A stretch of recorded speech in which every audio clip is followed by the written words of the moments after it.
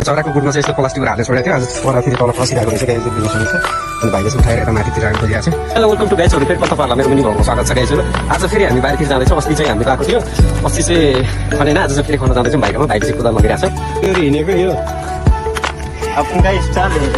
चाहिँ टक्क तरिकाले कोदालोसँग मात्र अगाडि लखन मात्रै हिँड्दा छ गाइजहरू हामी चाहिँ अहिले बारीको नजिक पुग्यो अहिले चाहिँ हामी इसे क्याफेको नजिक पुगिसकेको छ गाइजहरू देख्न सक्नुहुन्छ इसे क्याफे यहाँ चाहिँ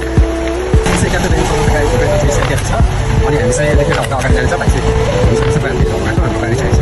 ल गाइजहरू हामी चाहिँ हाम्रो बारीमा आइसकेको छ अस्ति चाहिँ हामीले यो लौटाहरू काटेको थियो र हामीले सँगै गर्मी भएर खान छोडेको थियो आज चाहिँ हामी बारीमा आइसक्यो आज चाहिँ खान्छौँ हामी भाइको मैले अरू दुईवटा चाहिँ उडे जस्तो छ एउटा चाहिँ उडेको रहेछ त्यसको चाहिँ भर्खर पाकेर राखेको रहेछ पक्क निकालिरहेको रहेछ अनि भाइले चाहिँ यता खोटी राखिदिनु भएको छ अनि अरू दुईवटा जति चाहिँ उडाइसकेको छ दुईवटा चाहिँ छैन खोल चाहिँ खाली बनाएको रहेछ साइड माले उडायो होला र हामीले चाहिँ यसलाई चाहिँ प्लास्टिक हालेर अलिक बनाइदिएको छ अरू दुईवटा चराहरू चाहिँ उडे के गरेको थाहा भएन हामीलाई आज दुई दिन पछाडि आउँदाखेरि चाहिँ एउटा मात्र रहेछ अनि भाइले चाहिँ टक्क लगाएर यसलाई चाहिँ प्लास्टिकले छोपेर अहिले पानीदेखि बोक्नु गरिदिरहेको छ अनि एउटा कराइरहेको छ एउटा चिर गराएको छ गाईहरू देख्नु सक्नुहुन्छ अनि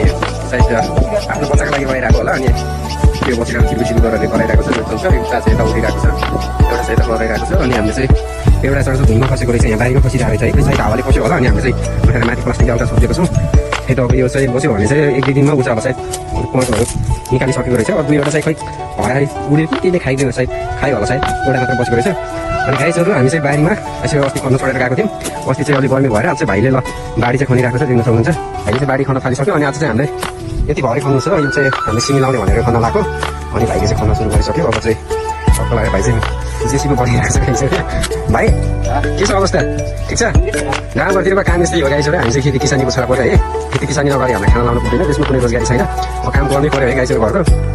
साँझ खानाको लागि भयो भने काम चाहिँ गर्नुपर्छ भाइले चाहिँ यत्रो खनिसकेको छ भाइले नै सक्छ जस्तो छ आज सबै भनेर गाइजहरू भाइ चाहिँ कसिरहेको छ धेरै दिनपछि काम गरेको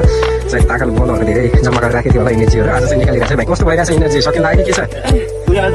भर्खर छ है सक्छ जस्तो छ केटाले सायद आज अलिक थोरै छ धेरै पनि छैन खन्नुपर्ने हामीले चाहिँ पनि हो यति खनेर यसलाई चाहिँ सिमी लाउनु खोजेको पहिले चाहिँ यहाँ सिमी लगाएको थियो यो ठ्याङ्ग्राहरू पनि हालेको थियो मैले सिमी चाहिँ बाल फलेको थियो अब यसचोटि लगाउँदा चाहिँ कस्तो फल्छ गाइजहरू भाइले चाहिँ दुःख गरिरहेको छ यसचोटि पनि राम्रै फल्छ होला सायद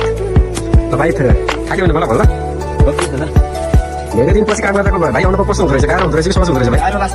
त्यही भएर काम गर्नुपर्छ कि भाइ त्यही भएर मिहिनेत गर्नुपर्छ काम गर्दै आज भोलिको गाह्रो हुँदैन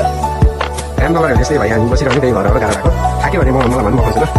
गाइस भाइ चाहिँ थाकिसकेको छ भाइले चाहिँ त्यो भिडियोतिर खनेको छ अब मेरो चाहिँ भाइ आउँछ जस्तो बस्नु खान सक्छु गाइसहरू अब यहाँ मकै लगाएको जनताहरू छ मकैको अनि हामी चाहिँ खन्न सक्छ